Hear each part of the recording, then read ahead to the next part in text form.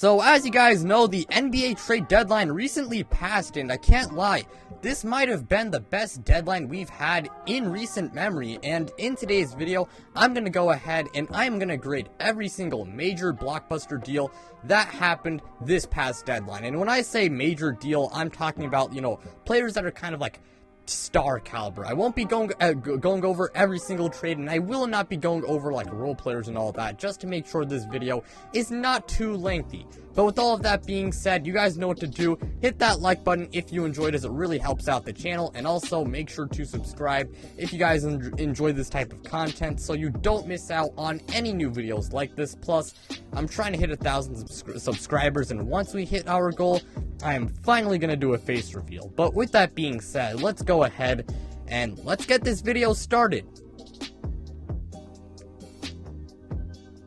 So let's go ahead and start this off with definitely the biggest deal that happened. That was James Harden going to the Philadelphia 76ers. In this trade, Philadelphia got James Harden and Paul Millsap, while the Brooklyn Nets got Ben Simmons, Seth Curry, Andre Drummond, and 2 first-round picks. The 76ers, for me, they get an A-.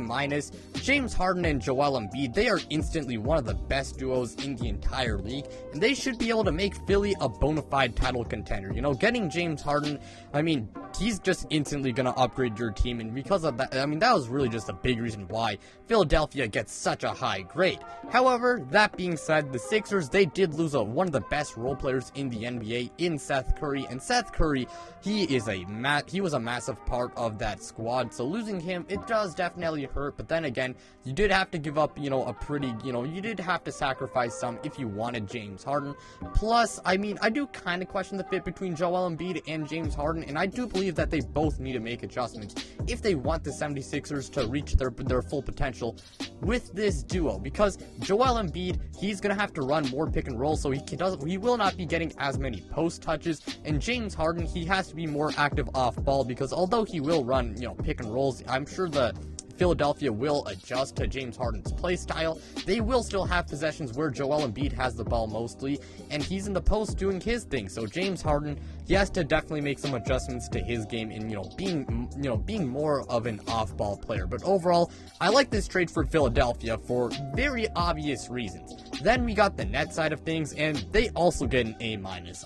I will say, it's truly sad that the Nets' big three only got to play 16 games together, and that they had to trade James Harden. That's got to be pretty disappointing if you are a Brooklyn Nets fan that was really stoked to see the big three play. But this was a very good, return for James Harden. Ben Simmons in Brooklyn, I think that's a very, very good fit. His weaknesses, the Brooklyn Nets, they have plenty of players, outside of him that can really make up for his weaknesses. And Ben Simmons, some of his strengths, the Brooklyn Nets really need them. He can help improve their defense. Plus, Ben Simmons is a really good playmaker, and I really want to see Ben Simmons in like a small ball big type of role, if you guys know what I mean. I really do like the fit, with Ben Simmons on the Nets. Also, Brooklyn, their fan base is far more chill compared to the Philadelphia 76ers, so he gets a nice change of scenery. And also, Brooklyn, they got Seth Curry, who's one of the best role players in the NBA, and 2 first-round picks, and Andre Drummond, I guess he's a nice depth piece. But yeah, that's all I gotta say for the James Harden trade. Next up, we got the Sacramento Kings trading for Domantas Sabonis. The Kings, they got Domantas Sabonis, Justin Holiday, Jeremy Lamb, and a second-round pick. The Indiana Pacers, they got Tyrese Halliburton, Buddy Hield, and Tristan Thompson. Sacramento, they get a C. Now, look, I do understand wanting to trade for Domantas Sabonis and trying to finally, just really accelerate this rebuild and finally make it to the playoffs, but the reason why Sacramento gets a C is the fact that they gave up Tyrese Halliburton, and that was a very idiotic move, and that's really what makes this, grade, kind of low, alright? If Sacktown can make it to the postseason this year and next year, and Sabonis, re-signs with them, and, and let's say this trade, does work out for them, Sure, I guess I'll eat my words, but right now, I just do not like this trade. Tyrese Halliburton, in just a couple of years, is likely going to be better than Domantas Sabonis. He's one of the best young players in the NBA. He has all-star caliber potential, and also, he was Sacramento's best asset, and I feel like even if they were to trade him, like, I feel like you could have gotten more than just Domantas Sabonis, but yeah, I just do not agree with trading Tyrese Halliburton. That's the reason why they got a C, so basically all I gotta say, Indiana side of things, they get an A, man. They are finally heading in a rebuilding direction, and I really like to see that. You know, even though I'm not a Pacers fan, I've really felt like they had to head in that direction. And Tyrese Halliburton, he is a very, very good piece to start a rebuild with. Again, one of the best young players in the NBA, and also, again, he has all-star caliber potential, and he could be one of the faces of this franchise moving forward. And Buddy Hield, I don't know if he is really a long-term piece, but I mean, I guess you could say he's fine, you know. But the main thing is they got Tyrese Halliburton, and that is why the Indiana Pacers get an A. The third trade we got is the Dallas Mavericks receiving Spencer Dinwiddie and Kristaps Porzingis going to the Washington Wizards. So the full trade details. Dallas, they got Spencer Dinwiddie and Davis Bertans. The Washington Wizards, they got Kristaps Porzingis and a second-round pick. The Dallas Mavericks, they get a D. Now, I understand going for a secondary ball handler, but I don't really agree with giving up Kristaps Porzingis. And Dinwiddie, he has a massive risk, and I don't know if he really is going to pan out on the Dallas Mavericks. Spencer Dinwiddie has not been very good this year, and he is on he's on a pretty big contract, and right now his contract is one of the worst in the NBA. And I mean, he's played well without Bradley Beal, and then again, like, the fact that he's played well with Bradley Beal, what makes you think that he's gonna play much better with Luka Doncic and Jalen Brunson, man? Like, I really don't understand, you know. I'll admit, I felt like, you know, Spencer Dinwiddie on the Dallas Mavericks was something I kind of wanted to see, but the more I thought about it, the more I was just like, man, I don't know. And giving up Kristaps Porzingis, in my opinion, was not a very good move, because I understand that, you know, he wasn't exactly, like, earth shattered, and, you know, I understand he really wasn't out of this world, you know, and all of that, and I understand maybe if you wanted to trade Kristaps Porzingis, but, you know, I feel like they could have gotten a little bit more. And Davis Bertans, he's also not that bad. He's also a pretty big contract, so I just don't like this trade for the Dallas Mavericks, man. I just do not like it.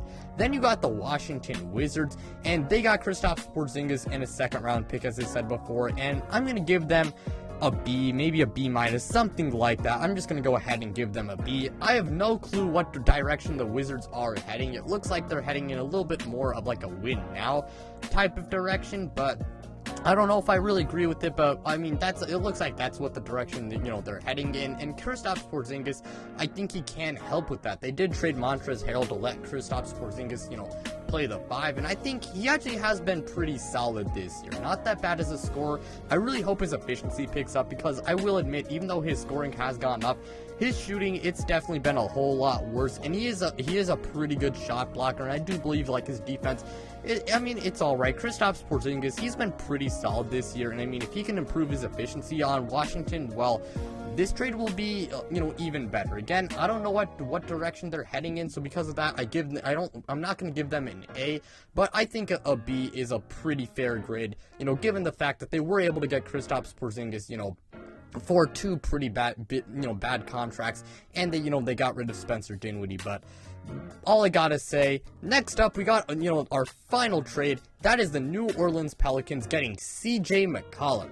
Full details: New Orleans, they got CJ McCollum, Larry Nance, Tony Snell. The Blazers, they got Nickeil Alexander-Walker, Josh Hart, and Didi Louzada. I don't know. Hopefully I didn't butcher that name. I have no clue who he is. No offense, Didi, if you're watching this. And they also got a first-round pick and 2 second-round picks. The New Orleans Pelicans, they get a B+. The Pels, they actually are in the play-in tournament, and we don't know if Zion Williamson is going to play at all this year. But if Zion Williamson does come back, this Pelicans team, it's really not that shabby. You got him, Brandon Ingram, now you got CJ McCollum, who's like a borderline all-star caliber player, Jonas Valanciunas, Herbert Jones, who's been a really good rookie for them. I mean, that New Orleans Pelicans team, it's looking a whole lot better with CJ McCollum. The Pelicans guard play, it was not very good before CJ arrived, and CJ, I think he immediately improves their guard play. So that's very nice, for the New Orleans Pelicans, and also he can help them with their play-in/playoff push. And along with that, you got Larry Nance Jr., who is a pretty good, power forward/center, and he's a pretty good defender. And Tony Snell, he's whatever. Overall, I think this trade is pretty solid for the New Orleans Pelicans. Then we got the Portland Trail Blazers, and they get a C. Getting a first is nice, and Josh Hart, I think he is a pretty decent, young player, but I feel like Portland could have maybe gotten a little bit more, and the fact that they traded Nickeil Alexander-Walker after this was pretty dumb, since he could be really useful to a rebuild. And also, they got Joe Ingles, and I mean, he recently tore his ACL, and I mean, it looks like Portland, I don't even know what Portland's trying to do. I thought they were trying to rebuild, but then they traded an NAW. Man, I just don't know what Portland's doing, and because of that, they get a C. Getting a first from Josh Hart is nice, but trading, NAW after this doesn't make a whole lot of sense to me. But that's going to go ahead, and that will do it for today's video. Thank you guys so much for watching. It really means a lot to me. You guys know what to do. Again, friendly reminder, like, subscribe, do all of that stuff. And also, I do want to say 3 things. 1, check out my podcast. 2, check out my Twitter. And 3, check out my Instagram. The link to all 3 of those, they are in the description below. But without further ado, I'm out, you guys.